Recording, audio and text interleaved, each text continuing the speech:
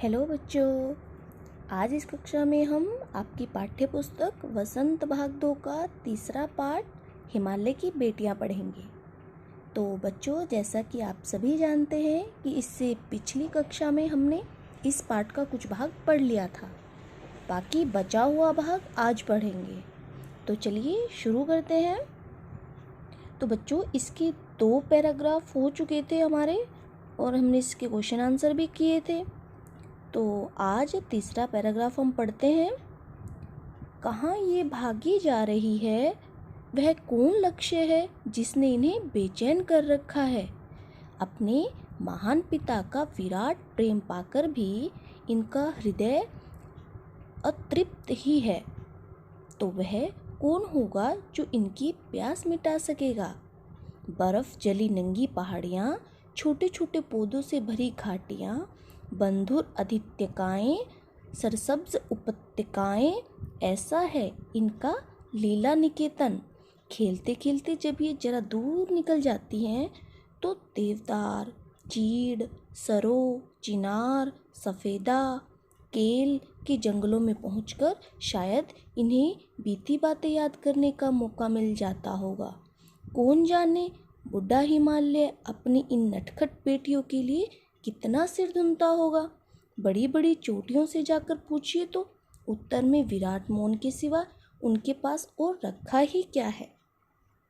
तो बच्चों, जैसे मैंने आपको पिछली कक्षा में बताया था कि यहाँ पे लेखक हिमालय की बेटियाँ किसको कह रहा है? नदियों को। हिमालय को नदियों का पिता कहा गया है ना। तो इस पैराग्राफ में लेखक ने नदियों की बाल लीलाओं के बारे में बताया। अब वे बता रहे हैं जैसे कोई लड़की या बालिका अपनी बाल्यावस्था से किशोर अवस्था में जाती है बच्चों, फिर वह अपनी युवावस्था में जाती है, तो धीरे धीरे उसके मन में अपने माता पिता, भाई बहन आदि के अलावा किसी और से भी प्रेम पाने की इच्छा होती है। इसलिए वह भी अपने जीवन को आगे बढ़ाना चाहती है, विवाह करना चाहती है। ठीक उसी प्रकार ये नदियाँ भी हिमालय में रहते हुए अपने बाल्यकाल में जीती तो है ना। लेकिन वो ऐसा कौन सा लक्ष्य है, जिसको का प्रेम ये पाने के लिए ये नदियाँ अपनी बाल्यावस्था को छोड़कर आगे बढ़ रही हैं। इनके पिता कौन है? हिमालय, जो कि इतने विराट है, मतलब इतने विशाल हैं। उनके इतने विशाल प्रेम को पाकर भी इनका हृदय हमेशा अतृप्त रहता है। अतृप्त का मतलब होता है बच्चों, कभी भी संतोष नहीं आता। ठीक है, अतृप्त का क्या मतलब होता है? जिनको कभी भी संतोष नहीं आता। तो आगे कहते हैं वो कि वह कभी भी भरता नहीं है, इनका मन बेचैन रहता है। तो आखिर ऐसा कौन है जो इनकी इस प्यास को मिटा सकेगा? आगे लेखक ने कहा है कि पहाड़ियाँ, छोटे छोटे पौधों से भरी घाटियों, बंधुर अधित्यकाएँ। बच्चों, अधित्यकाएँ होता है पहाड़ के ऊपर का समतल भाग जहाँ वनस्पति थोड़ी कम होती है। और सरसब्ज उपत्यकाएँ, सरसब्ज का मतलब होता है बच्चों हरी भरी, और उपत्यकाएँ मतलब घाटियाँ, वैली। तो ऐसा है इनका लीला निकेतन, अर्थात अपने बाल्यावस्था से निकलकर जब ये अपनी किशोर अवस्था तक आती है तो यहाँ पे बच्चों उन्होंने बाल निकेतन इसलिए कहा है क्योंकि यहाँ से जब ये उबड़ खाबड़ रास्तों से बहती हुई, हरे भरे पौधों से भरी घाटियों से बहती हुई, अधित्यकाओं से जाती हुई अपना रास्ता बनाती है, तो इन सबको लेखक ने क्या कहा है? उसकी बाल लीलाएं कहा है। ठीक है, यहीं पर नदियाँ अपना रास्ता बनाती है। इन सबको ही लेखक ने नदियों की बाल लीलाएं कहा है। इसके बाद लेखक कहते हैं कि जब नदियाँ अपनी यौवन अवस्था में आती है तो वह देवदार, चीड़, सरो, चिनार, सफ़ेदा, जो सफ़ेदा होता है यूकेलिप्टस, कैल आदि के जंगलों में पहुंच जाती है। तब कहीं जाकर इनको अपना बीता हुआ बचपन, उनकी यादें याद आती होगी। जैसे ये है ना लाइन, कौन जाने बूढ़ा हिमालय अपनी इन नटखट बेटियों के लिए सिर धुनता होगा। बच्चों, जब किसी लड़की का विवाह हो जाता है तो उसके विवाह के बाद उसके माता पिता के घर में बहुत शांति छा जाती है। उसके माता पिता अपनी बेटी की चिंता में लगे रहते हैं कि वह कैसी होगी, उसका क्या हाल होगा। इसी प्रकार हिमालय के लिए भी बोला है कि वो भी उसकी अपनी बेटियों के लिए ऐसे ही चिंता करता होगा, क्योंकि उसका पिता है ना वो भी। इसीलिए नदियाँ हिमालय की बेटियां हैं। तो जब ये हिमालय को छोड़कर आगे बढ़ जाती है तो इनका पिता यानी बूढ़ा हिमालय अपनी बेटियों के लिए परेशान रहता होगा, हमेशा चिंता करता होगा। फिर लेखक ने कहा है कि अगर कोई हिमालय से पूछे कि उसकी बड़ी बड़ी चोटियों के बारे में, तो उसके उत्तर में उसको क्या मिलेगा? उसके उत्तर में सिर्फ उसको विशाल मौन यानी शांति के अलावा और कुछ भी नहीं मिलेगा।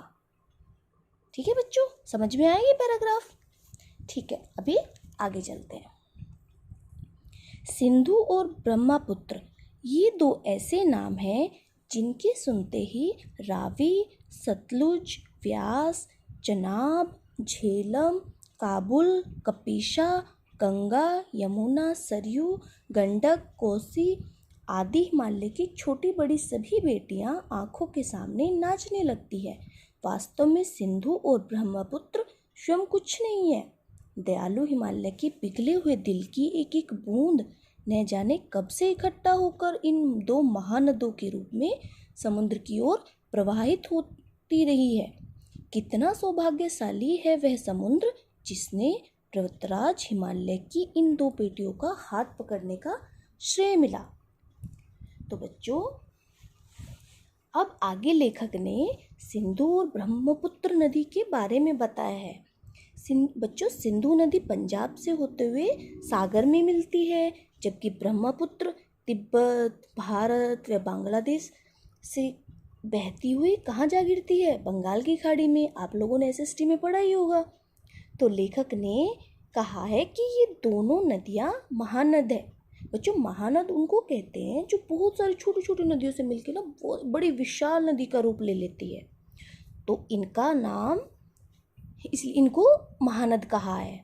तो जैसे ही इनका नाम सुनते हैं, मतलब ब्रह्मपुत्र और सिंधु का, तो इनका नाम सुनते ही रावी, सतलुज, चिनाब और ये सारी नदियाँ, बाकी इनके नाम सुनते ही इनकी झेलम, व्यास, चनाब, काबुल, ये सभी नदियाँ जो छोटी छोटी हिमालय की, इनको छोटी बेटियाँ कहा है। छोटी बड़ी बेटियाँ, जितनी भी सारी बेटियाँ हैं उनकी सारी की तस्वीर उनकी आंखों के सामने नाचने लगती है, मतलब उनकी भी याद आने लगती है। लेखक का यहाँ इससे मतलब है कि सभी बेटियाँ, छोटी बड़ी सभी बेटियाँ आंखों के सामने नाचने लगती हैं। मतलब लेखक को ये, मतलब हिमालय को उनकी भी याद आ जाती है बीच में, अर्थात इन सब की याद उनको आने लगती है। वास्तव में सिंधु, ब्रह्मपुत्र स्वयं कुछ भी नहीं है। इसका मतलब यहाँ पे यह दयालु हिमालय के पिघले हुए दिल की एक बूंद। बेटा, दिल, हिमालय का दिल किसको कहा है? हिमालय का दिल, जो हिमालय के ऊपर बर्फ जमी हो रहती है उसको हिमालय का दिल कहा है। जब हिमालय पर जो बर्फबारी होती है ना, वह धीरे धीरे पानी के रूप में पिघलती है और एक एक बूंद इकट्ठा होकर क्या हो जाती है? महानद। इसी से तैयार होता है। जो बर्फ होता है हिमालय के ऊपर, वो एक धीरे धीरे पिघलता रहता है ना, और वो किसका रूप ले लेता है? नदी का, महानद का। तो बच्चों, ये दो महानद ही नहीं, हिमालय के से निकलने वाली सारी नदियाँ ऐसे ही बनती है। यहाँ पर लेखक ये बताते हैं कि इतने प्रेम से पाली हुई बेटियों को हिमालय आगे प्रवाहित होने देते हैं। प्रवाहित मतलब आगे बहने देते हैं, है ना, क्योंकि आगे जाकर इन्हें किस में मिलना होता है? समुद्र में मिलना होता है। इसीलिए यहाँ पे लिखा है कि वह समुद्र बहुत भाग्यशाली है। ये ना, कितना सौभाग्यशाली है वह समुद्र जिसे पर्वतराज हिमालय की इन दो बेटियों का हाथ पकड़ने का श्रेय मिला। लेखक यहाँ पे कहते हैं कि वह समुद्र बहुत भाग्यशाली है, यानी बहुत लकी है, जिसे हिमालय की इन दो बेटियों का हाथ पकड़ने का अवसर मिला। तो समझ में आई बच्चों ये पोयम, सॉरी पाठ समझ में आया? ठीक है, तो आगे इस कक्षा में बस इतना ही। तो बाकी बचा हुआ चैप्टर हम अगली कक्षा में पढ़ेंगे। ठीक है बच्चों।